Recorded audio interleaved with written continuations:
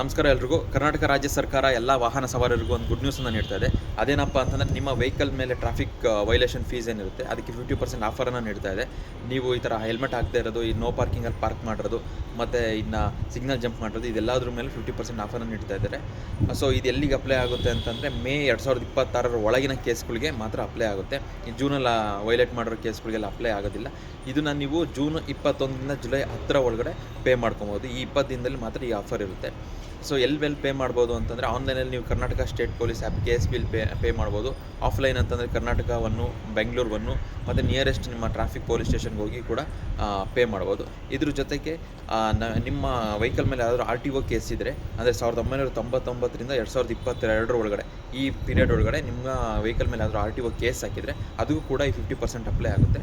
So ಅದನ್ನು ಕೂಡ ನೀವು ಪೇ ಮಾಡಿಬಿಟ್ಟು ಕ್ಲಿಯರ್ ಮಾಡ್ಕೊಬೋದು. 4000 ಇದ್ದರೆ 2000 ಇದ್ದರೆ 1000 ಕೊಟ್ಟು ಕ್ಲಿಯರ್ ಮಾಡ್ಕೊಬೋದು.